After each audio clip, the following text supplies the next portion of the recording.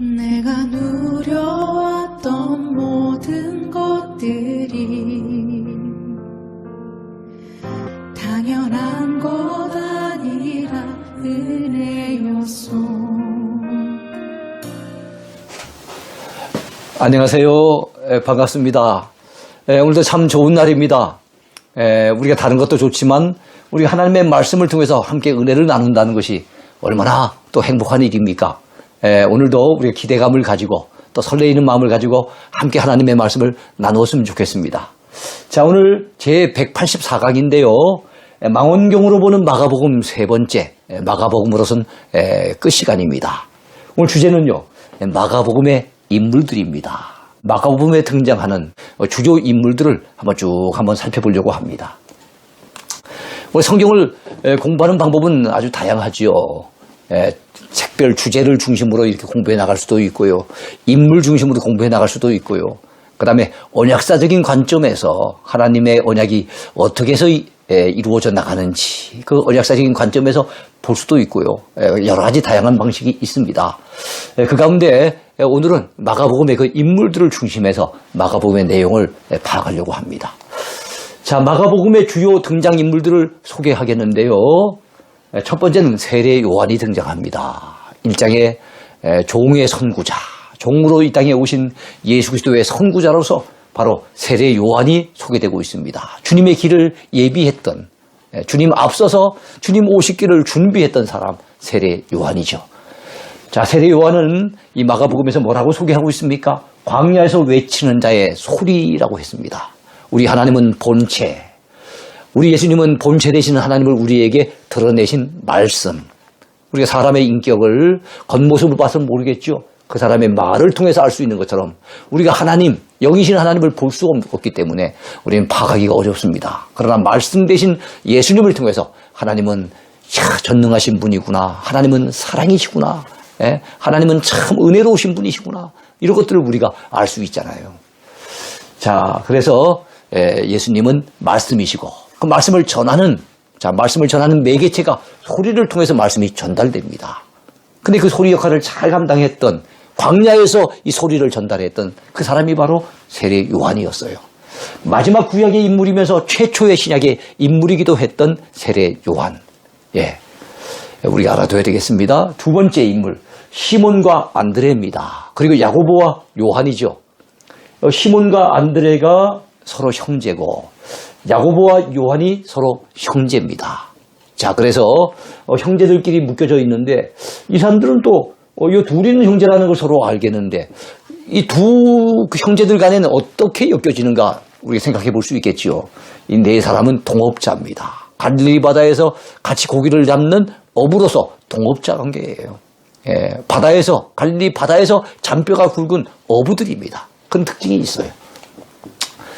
자, 갈릴리 바다에서 부름받은 어부 출신의 제자들입니다.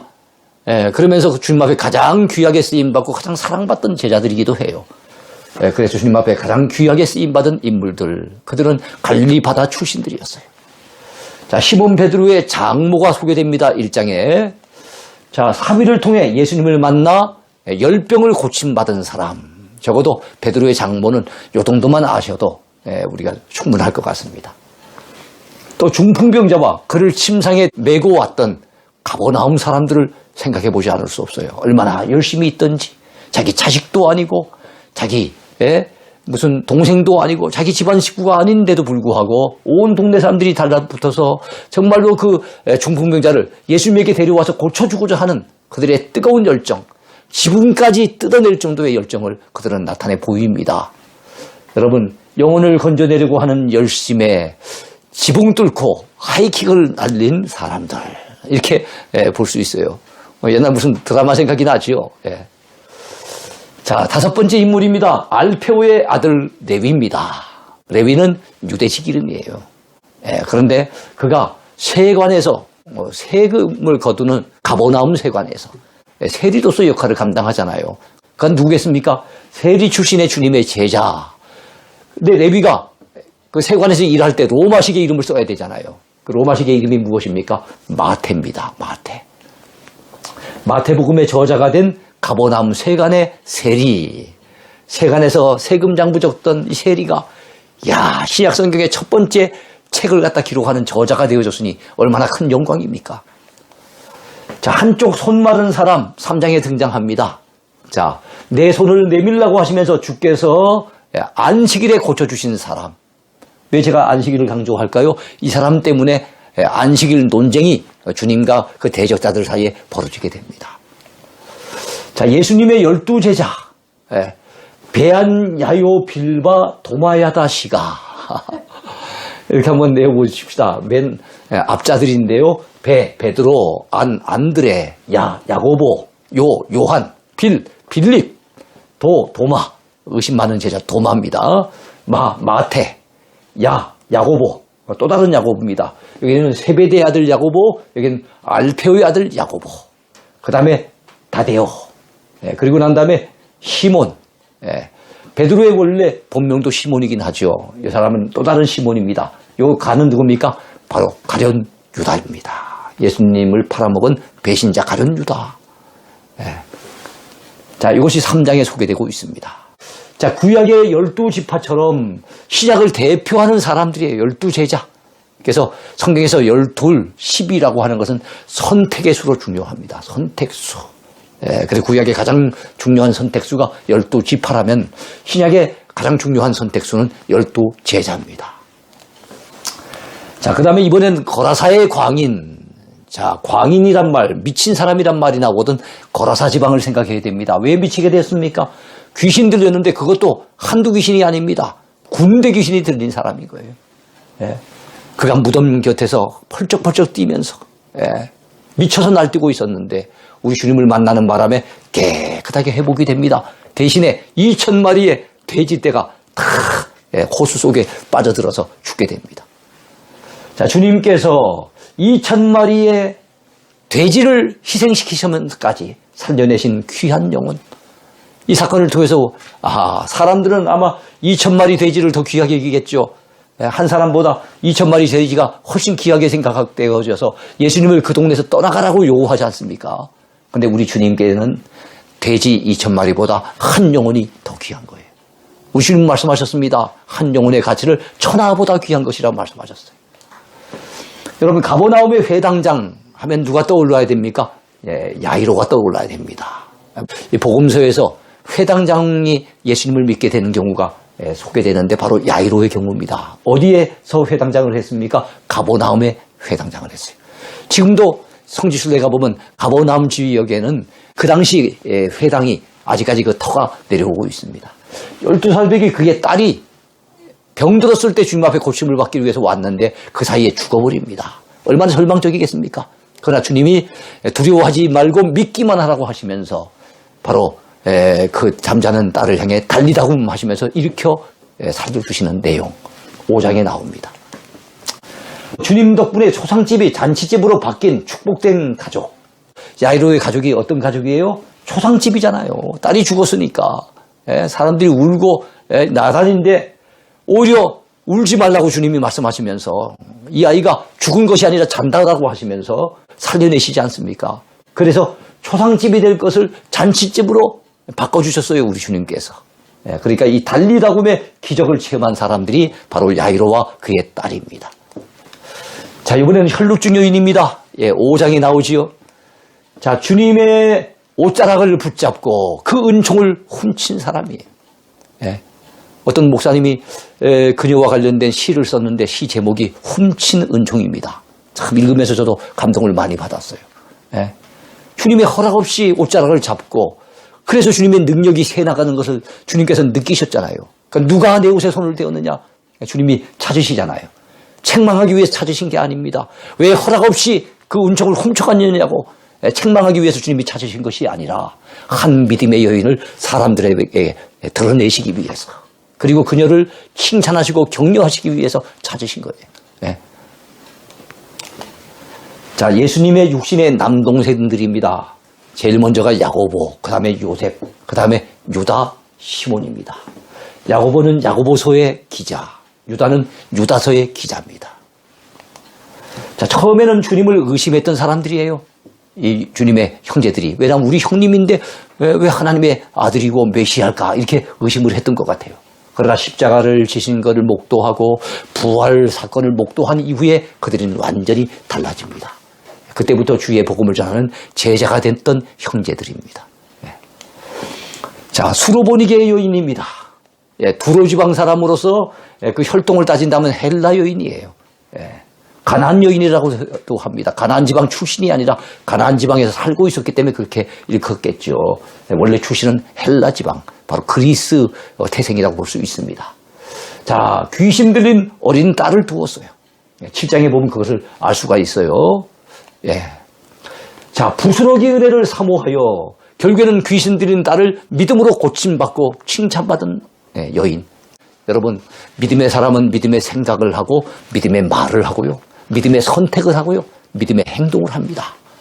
그 속에 있는 믿음으로 말미암아 그의 삶에 믿음이 표출되는 거예요. 그녀에게는 바로 믿음의 말이 나왔고 주님 앞에 칭찬을 받았고 고침을 받은 겁니다. 이번엔 벳세다의 맹인을 얘기해 볼 수 있습니다. 이 바디메오는 아닙니다. 바디메오는 여리고의 맹인이죠. 벳세다의 맹인은 주님이 2번 안수하셔서 고쳐주신 그 맹인을 얘기하는 거예요. 그래서 벳세다에서는 500여의 기적이 있기도 했지만 이 맹인이 고침받은 그런 놀라운 기적도 있었습니다. 8장에 나옵니다. 자, 2번 안수받은 후에 점차적으로 눈을 뜬 사람이에요. 그래서 주님을 밝히 보게 된 사람이에요. 처음에는 사람인지 이게 나뭇가지가 지나가는지 잘 모를 정도로 희미했는데 한 번 더 안수했을 때 확연하게 봅니다. 우리들 가운데도 주님께 대해서는 처음에는 제대로 알지 못하고 희미하게 알던 사람들이 믿음이 더 들어가고 깊어지면서 그 단계가 주님을 온전히 알아보고 온전한 신앙 고백을 하는 단계로 성장해 갈 수 있다는 것을 이 사건이 보여줍니다. 여러분, 빌립보 가이사랴에서 신앙 고백을 한 베드로가 등장하지요. 8장에 등장합니다. 세상에서 가장 멋진 신앙 고백을 하여 주님께 칭찬받은 사람이에요. 바요나 시모나 내가 복이 있도다. 이를 알게 하는 이는 혈육이 아니요 하늘에 계신 내 아버지시니라. 내가 이 반석 위에 내 교회를 세우리니 음부의 권세가 해하지 못하리라. 이런 말씀을 들었던 사람이 바로 베드로입니다. 변화산에 나타난 모세와 엘리야를 또 살펴볼 수 있겠어요. 9장. 분명히 구약의 인물 아닙니까? 근데 주님이 영광스러운 모습으로 변모될 그때 바로 구약의 대표적인 인물, 율법을 대표하는 이 모세와 그다음에 선지자를 대표하는 엘리야가 초청을 받아 그곳에서 주님과 대화를 나누는 거잖아요.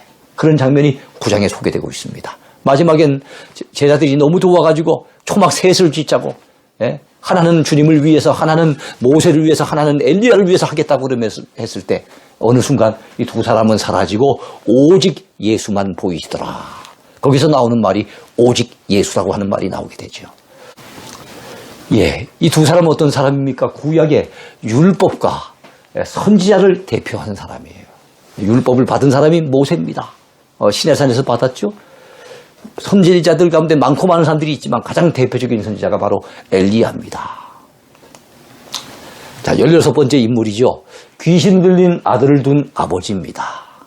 자, 주님 앞에 책망을 받았던 아버지인데 바로 마가복음 9장에 나와요.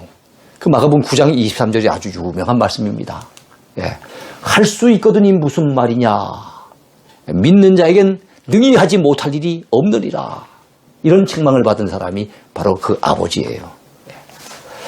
자, 영생의 길을 물은 한 사람이 있습니다. 이 사람은 재물이 많은 청년입니다. 재물도 많아요. 아직 살아갈 날들도 많아요. 돈도 많은 데다가 아주 젊음까지 있어요. 그런데도 영생에 관심은 가졌어요. 그러나 그에게 있어서 영생은 물질보다는 못한 거였어요. 물질을 가난한 사람들을 위해서 다 나눠주고 주님을 따를 만큼 그는 영생을 귀히 여기진 않았어요. 영생에 관심이 있었지만 그에게 있어서 영생보다 더 귀한 것은 재물이었습니다. 그래서 주님께로부터 멀어져간 한 불쌍한 청년. 안타깝죠. 그래서 아까도 말씀드렸던 것처럼 영생에 관심이 있었지만 영생보다도 재물을 더 귀히 여겨 주님을 떠나간 사람이에요. 참 주님의 멋진 제자가 될 수도 있었던 그 좋은 기회를 놓쳐버리고 만 겁니다. 한동안은 뭐 잘 먹고 잘 살았겠지요. 그러나 주님과는 상관이 없는 구원받지 못한 버려진 불쌍한 영혼이 되고 만 거예요. 이번에는 세베대의 아들 야고보와 요한을 살펴보겠습니다. 10장에 나옵니다. 예수님이 왕이 되면은 그 한 사람은 좌편에 한 사람은 우편에 이 좌우편에 서고 싶은 야망을 지녔던 두 형제입니다. 심지어 그 어머니까지 동원돼 가지고 예수님에게 이거를 참 요청하는 걸 보면 그런데 이 사람만 그런 야망이 있었습니까? 다른 제자들이 부울이 여겼다는 얘기가 그 성경에 있는 걸 보면 다른 제자들도 역시 마찬가지였던 것 같아요. 주님은 십자가 지시러 예루살렘에 올라가시는데 여러분 주님이 왕이 되기 위해서 예루살렘에 여러분 입성하시는 줄로 알고 다 들떠 있고 저마다 높은 자리를 차지하려고 했던 그 제자들을 보면은 참 그것이 우리의 모습이 아니어야 될 텐데요. 여리고의 맹인 거지입니다. 다른 데는 그냥 여리고의 맹인으로만 나와요. 그리고 어떤 데는 보면 그 맹인이 두 사람으로 나옵니다. 그런데 마가복음에는 그 맹인 거지가 이름이 바디메오, 디메오의 아들 바디메오, 바라는 말이 아들이란 뜻이거든요. 바디메오라고 소개가 되고 있습니다. 마가복음에 나오는 이름이에요. 그리고 아마 그 두 사람 가운데 이 바디메오는 막 절규를 통해서 주님을 향해서 참 울부짖으면서 고침받기를 원했지만 한 사람은 아마 소극적인 사람이 아니었을까요? 바디메오가 외치면 그냥 뒤따라다니면서 아멘, 아멘 하면서 따라다니는 사람은 아니었을까요? 그래서 다른 데는 도소경을 언급하는데 마가복음은 그 가운데 핵심적인 인물 바디메오를 이름까지 소개하고 있습니다. 10장에 나오죠. 다윗의 자손 예수님께 끈질긴 절규를 통해서 보고 싶은 소원을 응답받은 사람, 그 사람이 바디메오입니다. 다음에 20번째 인물인데요. 두 랩돈 헌금을 드린 한 가난한 과부가 소개되고 있습니다. 12장에 나옵니다. 자, 물질적으로는 가난했죠. 그러나 믿음 많은 부자였어요. 왜냐하면 그가 드렸던 그 물질 두 랩돈 참 별것 아닌 그렇게 비싼 헌금이 아닙니다. 큰 돈이 아닙니다. 그렇지만은 그녀에겐 그의 생활비 전부를 넣었다고 그랬어요. 가난하지만 생활비 전부를 주님 앞에 아낌없이 드릴 만큼 그녀는 믿음의 부자였던 것을 알 수가 있어요. 우리 주변에서 때로는 믿음 좋은 사람들을 봅니다. 그래서 정말로 믿음이 출중해서 자기가 가진 것들을 정말 주님을 위해서 또 가난한 사람들을 위해서 그리고 어려운 사람들을 위해서 아낌없이 투자하는 사람들을 보면 참 대단하다 싶은 그런 생각을 가지고 참 정말 주님이 얼마나 기뻐하실까 그런 생각을 가지게 됩니다. 자, 향유 옥합을 깨뜨린 한 여자가 소개됩니다. 자, 이 여자가 누구입니까? 나사로의 누이입니다. 나사로의 누이인데 그 누이 이름이 누굽니까? 마리아입니다. 마리아. 14장에 소개되고 있습니다. 누가복음 7장에도 소개되는 사람이 있어요. 그런데 거기에는 마리아라는 말이 안 나옵니다. 죄인인 한 여자라고 얘기를 하고 있어요. 그래서 어떤 분들은 이 마리아에 대한 이야기를 하면서 죄인인 한 여자를 얘기하면서 그 이름이 마리아였다고 이렇게 전하는 분들을 때로는 듣습니다. 두 사건은 별개의 사건입니다. 이 사건은 예수님의 공생의 마지막 십자가 지시기 직전의 사건이고 누가복음 7장은 예수님의 공생의 초기에 있었던 사건이에요. 그녀는 아마 과거에 무슨 창기거나 아니면 뭔가 죄를 많이 짓는 이런 그 입장에 있다가 주님 앞에 말씀을 듣고 죄 사함 받은 기쁨과 감격이 있어서 아낌없이 자기의 향유 옥합을 깨뜨려서 주님 발 앞에 부었던 한 여인이에요. 죄 사함 받은 기쁨이 있는 여인. 이 마리아는 무슨 죄인인 한 여자라고 표현할 수 있는 여자는 아니에요. 그냥 평범한 여자지만 주님 앞에 은혜 받은 여자입니다. 어떤 은혜를 받았습니까? 자기 언니는 음식 만든다고 막 분주하게 있어서 그것 때문에 속상해하고 짜증내고 그랬었지만 주님의 그 발 앞에서 말씀을 들으면서 말씀을 통해서 은혜를 많이 경험했던 여자고 또 이 마리아는 자기 오라버니 나사로가 죽은 지 나흘 만에 주님의 은혜로 갖다 살아나오는 그 기적 같은 역사를 체험한 여인이에요. 그러니까 말씀의 은혜도 받았고 체험적인 은혜도 있었던 여인 마리아. 주님 앞에 받은 은혜가 너무 감사해서 그 감사를 갖다 표현했던 여인이 마리아입니다. 그런데 막상 표현하고 보니 결과적으로 어떻게 됐습니까? 주님의 장사를 준비하는 그런 일이 된 거예요. 그래서 주님께서 말씀하시기를 천하 어디든지 이 복음이 전달되는 곳은 이 여자가 행한 일도 전하라고 그렇게 말씀하셨습니다. 말씀과 체험을 통해 주님께 받은 은혜를 그대로 표현한 여인입니다. 여러분, 우리는 사랑도 받기도 하고 은혜를 받기도 하고 그래서 때로는 우리 마음속에 감사한 마음, 고마운 마음을 간직하고 있어요. 그런데 문제는 속에만 간직하고 있으면 안 됩니다. 우리가 하나님의 은혜든지 사람 앞에 받은 은혜든지 간에 정말 고마운 일이 있거든 말로서도 표현할 줄 알아야 되고 때로는 음식이라도 대접을 하면서 차라도 한 잔 사면서 뭔가 아니면 선물이라도 하면서 우리가 그 고마움을 표현할 줄 알아야 됩니다. 그런 측면에서 이 마리아는 아주 참 받은 은혜를 잘 표현했던 그런 멋진 여인이에요. 우리가 표현 없이 살면 안 됩니다. 표현할 줄 알고 살아야 됩니다. 사랑하면 됐지라고 생각하면 안 됩니다. 사랑한다고 말하십시오. 마음으로 고마움을 느끼면 됐지라고 생각하지 마세요. 고마움을 표시하십시오. 그래야만 전달이 되고 그래야만 서로 소통이 되는 겁니다. 자, 예수님을 배신한 가룟 유다를 우리는 14장에서 만나볼 수가 있어요. 자, 이 사람에 대해서 주님은 뭐라고 말씀하셨습니까? 차라리 태어나지 않았으면 더 좋았을 뻔한 사람. 참 얼마나 안타까운 표현입니까? 태어남으로 복받은 사람이 되어야 되겠는데 그래요. 이 가룟 유다는 태어나면 안 됐을 그런 사람이에요. 안타깝습니다. 자, 예수님을 부인한 베드로 14장에 등장을 합니다. 자, 기도해야 될 때 기도하지 않으므로 무엇에 빠졌습니까? 시험에 빠진 안타까운 사람. 멋진 상 고백을 하기도 했지만 예수님을 3번이나 부인하기도 했던 안타까운 인물이 베드로예요. 아주 성격이 직선적이고 즉흥적이고 적극적이어서 때로는 주님 앞에 칭찬도 많이 받고 참 좋은 면도 많지만 그러나 실수도 많이 했던 베드로를 우리는 보면서 또 우리의 모습이 아닌가 생각을 해보기도 합니다. 로마 총독 빌라도를 우리 15장에서 만나볼 수 있어요. 빌라도. 여러분 밀란이 날까봐 두려워서 진실된 판결을 회피한 사람이에요. 그래서 지금까지 그의 생애가 끝나고 난 다음에 2000여 년의 세월이 흘렀는데도 기독교 신자들의 입에서 매 주일마다 사도신경 신앙 고백을 하면서 본디오 빌라도에게 고난을 받아서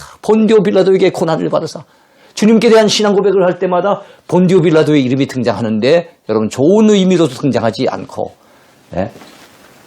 주님을 갖다가 박해한 이런 인물로 등장을 하고 있는 거예요. 그는 뭡니까? 사람을 두려워해서 진실을 외면해버린 거예요. 진실이 된 판결을 회피해버린 거예요. 그러면 안 됩니다. 자, 밀란 중에 살인한 바라바를 우리는 또 생각해 볼 수 있어요. 15장 바라바. 여러분 6월절이 되면은 사형을 당해야 될 그런 사람들이 사형 언도를 받은 사람들이 한 사람을 풀어주는 어떻게 보면 하나님 앞에 특별히 은혜 받은 날이니까 그날 그 하나님 앞에 받은 은혜를 갖다가 표시하기 위해서 사형 언도 받은 사람 한 사람을 놓아주는 그런 전례가 있었습니다.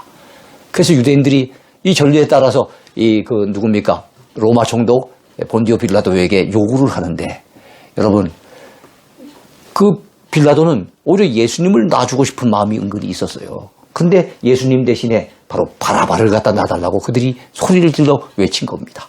그 바라바는 어떤 사람일까요? 6월절에 대적자들이 예수님 대신에 선택한 사람. 그 사람이 바로 바라바예요.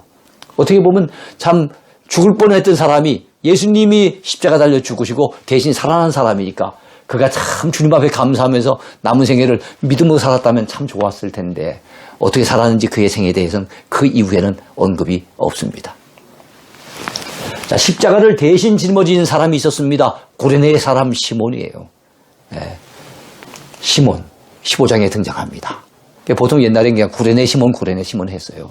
그러니까 어떤 분들은 구레네는 성이고 이름은 시몬이고 그게 아닙니다. 구레네 출신 시몬, 아리마대 출신 요셉, 막달라 출신 마리아. 자, 구레네 사람 시몬 그 특징을 살펴본다면 초대교회 시대에 그 아내와 아들들이 귀하게 쓰임 받았던 알렉산더와 루포의 아버지입니다. 여러분 초대교회 시대에 그 구레네 시몬이 어떻게 그 쓰임 받았는지에 대한 언급은 없어요. 대신 십자가를 짊어진 언급이 나오는데 바로 이 시몬의 아내 이 루포의 어머니라고 소개를 하고 있습니다만 로마서 16장에 보면 사도 바울의 동역자를 쭉 소개하는 가운데 바로 루포의 어머니에 대해서 뭐라고 얘기를 한가 하면 사도 바울이 나의 어머니라.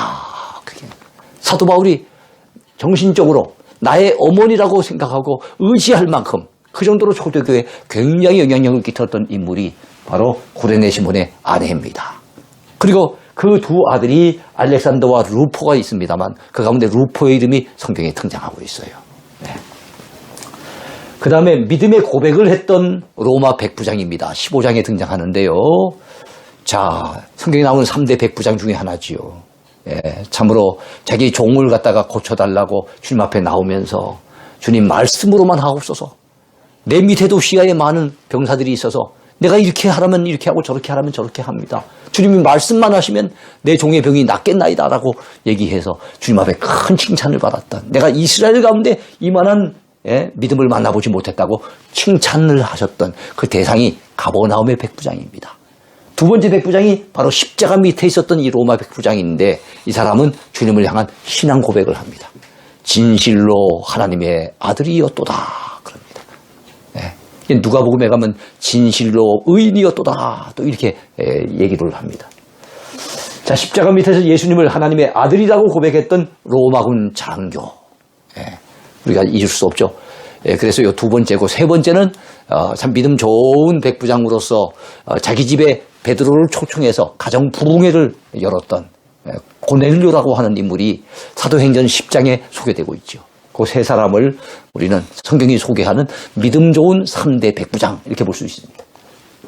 자, 막달라 마리아입니다. 그리고 작은 야고보와 요셉의 어머니 마리아, 그리고 살로메라고 하는 여인이 15장에 소개됩니다. 이들은 다 주님의 십자가 밑에 있었던 사람들, 그리고 주님의 무덤에 찾아갔던 사람들이에요. 사랑하는 주님을 버릴 수 없어서 끝까지 십자가 현장을 지켜보던 여인들입니다. 제자들은 뿔뿔이 흩어졌지요. 베드로도 멀찍이 따라가다가 결국에는 주님을 부인하고 돌아섰지요. 그런 상황 속에서 여러분 끝까지 십자가 현장을 지켜보던 여인들이에요. 자, 예수님을 위해 자기 무덤터를 내어드린 사람이 있었는데, 아리마대 사람 요셉입니다. 자기의 무덤터. 그 친구들이 아마 그 아리마대 요셉에게 이런 얘기를 했을지 모르겠어요. 요셉, 자네 결국에는 언젠가 쓰려고 사둔 그 무덤인데 그 나사렛 사람을 위해서 그렇게 양보를 하다니 너무 지나친 헌신이 아닌가. 그랬더니 아니야. 나는 예수님에게 딱 3일만 빌려드렸어. 아마 이런 얘기를 했다면 멋있을 것 같아요. 그죠? 결과적으로 그렇게 됐잖아요. 3일 빌려드린 셈이 된 거예요. 네. 자, 주님의 최후 순간의 모습을 드러낸 진정한 제자. 예수님의 12제자 중에는 한 사람은 아니에요. 평소에는 그 모습을 드러내면서 예수님을 따라다녔던 그런 흔적들이 없습니다. 그러나 가장 중요한 순간, 그동안 따라다니던 제자들은 뿔뿔이 흩어져서 도망치던 그 순간, 예수님이 십자가 달리셔서 죽으시고 그 시신이 내려왔는데 그 시신을 치울 데가 없는 이 안타까운 순간에 여러분 숨겨졌던 두 사람의 제자가 나타나잖아요. 한 사람은 자기 무덤터를 예수님 위해서 내어드렸던 아리마대 요셉. 한 사람은 예수님의 몸에 그 시신에다가 향품을 바르기 위해서 찾아왔던 또 한 사람. 누굽니까? 그 옛날 요한복음 3장 16절을 들었던 인물 아닙니까? 하나님이 세상을 이처럼 사랑하사 독생자를 주셨으니 이는 그를 믿는 자마다 멸망치 아니하고 영생을 얻게 하려 하심이라. 이 말씀. 그리고 사람이 거듭나야만 하나님 나라에 들어갈 수 있다라고 하는 이 메시지를 들은 사람이 있어요. 누굽니까? 바로 니고데모입니다. 니고데모. 그 두 사람이 이 결정적인 순간에 나타나잖아요. 그게 진정한 제자지요. 자, 예수님의 부활을 맨 처음 목격한 여인이 있습니다. 막달라 마리아입니다. 주님을 그토록 사랑했던 이 막달라 마리아가 주님의 부활을 처음 목격하는 그런 영광스러운 여인이 됩니다. 자, 그리고 7 귀신 들렸다가 주님의 은혜로 회복된 후 일평생 헌신한 여인으로 우리는 그렇게 막달라 마리아를 평가할 수 있을 거예요. 원래는 7 귀신이 들렸었어요.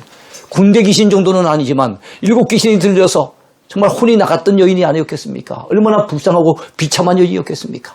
그런데 주님의 은혜로 주님을 만난 이후에 온전히 회복되어져서 일평생 자기들이 가진 그 소유를 가지고 다른 여인들과 더불어서 주님을 섬겼던 그 많은 여인들 가운데 가장 대표적인 주님의 수종자, 그게 누굽니까? 막달라 마리아예요. 자, 마가복음을 요약해 볼까요?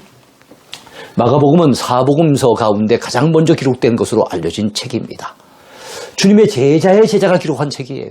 주님의 제자 베드로의 제자가 마가니까 제자의 제자가 기록했어요. 사복음서 가운데 마태복음과 요한복음은 주님의 12 제자 중에 각각 기록한 거예요.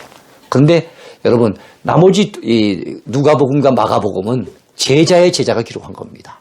누가복음은 바울의 제자 누가가, 그 다음에 마가복음은 베드로의 제자 마가가 기록했습니다.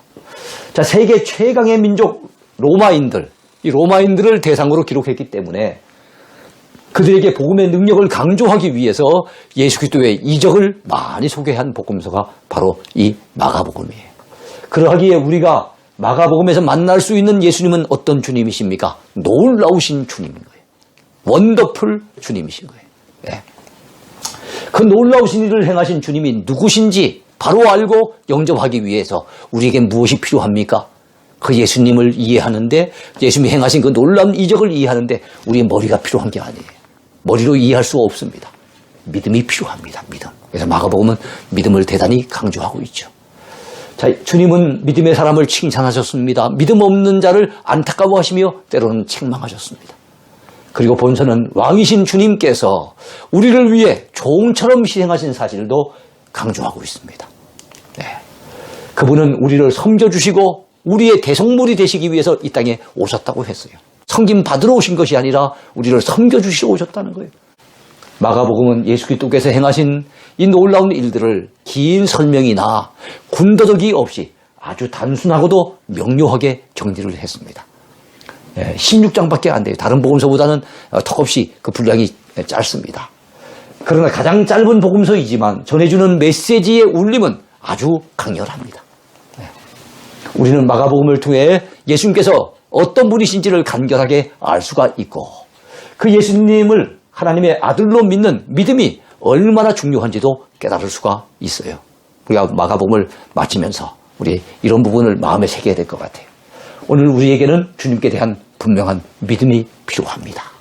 예, 마가복음을 통해서 주님의 그 놀라운 능력도 우리가 체험하고, 주님을 향한 우리의 믿음이 참 중요하구나. 주님은 믿음의 사람을 찾고 계시고 믿음의 사람을 기뻐하시고 믿음의 사람에게 축복하시고 그리고 놀라운 역사를 행하시는구나 하는 것을 느끼면서 아무쪼록 오늘 하루도 우리의 남은 생에도 믿음으로 사는 복된 삶이 됐으면 좋겠습니다. 감사합니다.